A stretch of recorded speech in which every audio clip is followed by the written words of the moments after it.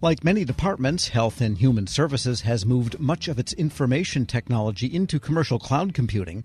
Cloud computing brings many benefits, to be sure, but it also takes a lot of attention, especially for cybersecurity. The HHS Inspector General completed a look at security for applications operated by the Office of the Secretary. Here with what it found, the Assistant IG for Cybersecurity and IT Audits, Tamara Lilly. Ms. Lilly, good to have you with us. Thank you. Glad to be here. And what were you trying to look at here? The Office of the Secretary seems pretty specific for applications you looked at. Tell us more about the extent of what you were auditing. So let me give you a little context. We actually had designed a series of audits looking at cloud security, and this is one of the 5 in the series. And so our focus here was at the headquarters level and the offices that are within the Office of the Secretary. So not the Secretary himself or the Deputy Secretary, but there are multiple offices within that office that provide needed and critical services to the organization. And it's their systems, cloud systems, that we were focused on. And would these be systems that are used agency-wide, or is it something else? They would be systems that would be used in addition to agency-wide potentially, but also in the cases, if you will, of an emergency. So it'd be with external parties as well as customers at the highest level that might need to interact with some of those, again, headquarter level services that they provide. So would this be, for example, HR systems or financial systems, that kind of thing? This particular audit did not focus on those 2 categories. We have an ongoing annual audit that includes those. These were focused on not those specific systems, but other cloud computing systems they had contracted for. Okay, and these were things that I'm presuming at one time were in a data center and now they're in the cloud? Yes, in some cases, and some are new contractual relationships as the office's needs evolve rather than starting in a traditional data center. They've initiated those with cloud service providers. For example, we all remember COVID and what was needed from the department in terms of its communications with internal parties as well as external. So they had an office at the time, and I just want to highlight this work started in 2022. They had an office that was an emergency response office, and it had and has a system that communicates in times of emergency between the various partners, and that was included in this particular review. And what were you actually looking at? What were you trying to discover about these systems? So we were specifically focused on whether the controls, the cybersecurity controls that should be in place as required by federal government were in place for systems that they owned, operated, and maintained, and to determine whether they prevented or would detect a cyber attack that would harm operations. So that was our focus for this particular audit. Yeah, that's kind of the crucial question nowadays, because when agencies were in their own data centers, they were totally responsible for cybersecurity and pretty much everything else. But when you're in the cloud, it's not quite as clear-cut what the cloud provider is securing and what you as the client or the customer also has to secure. Is that part of the issue here? It absolutely. You hit the nail on the head. That was what we were looking at. One, because those security responsibilities are shared between the cloud service provider and the agency in this case, it's important, it's key that those responsibilities are defined and understood, and then the respective party does their share. They actually implement those controls to ensure security is in place. And were you doing pressure testing and seeing whether attacks would succeed, that kind of thing? Or was it more of an audit of what's in place in terms of cyber controls? We actually did a little bit of both. So one, the foundation, if you will, was looking at the inventory. We wanted to determine whether the inventory of those cloud systems existed, because you need to know what to protect, and that would be contained in the inventory.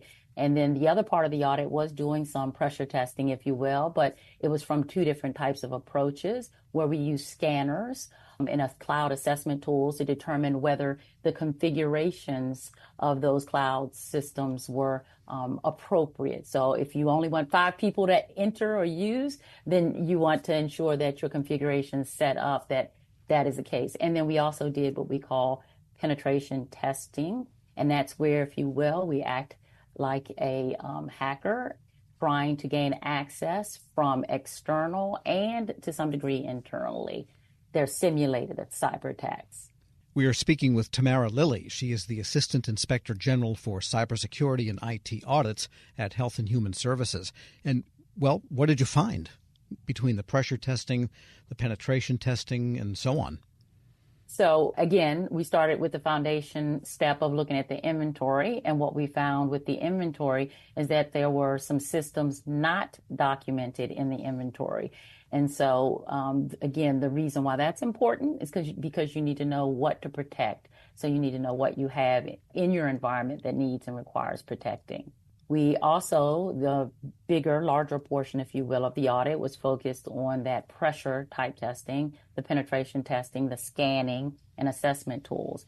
And in that regard, we identified numerous controls that were not operating effectively for a sample of the systems in that inventory, a small sample. Actually, there were only 14 cloud information systems that we focused on.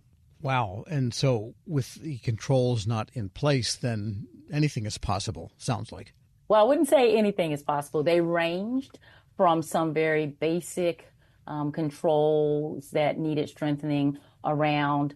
We're doing a better job with rotating passwords, if you will. But there were just a couple that caused us to immediately notify the department so that they could take some sooner actions than others. But even those are not atypical of any other almost entity that focuses in this cloud arena. And you probably yourself have heard time and time again the need to ensure multi-factor authentication is in place across the accesses that are provided to those that are accessing the various systems. And so while passwords existed, what we were looking is for those multi-factor, whereas you need to know something such as a card or such and a PIN, some information you have. And so that was one of the more important control weaknesses that we identified.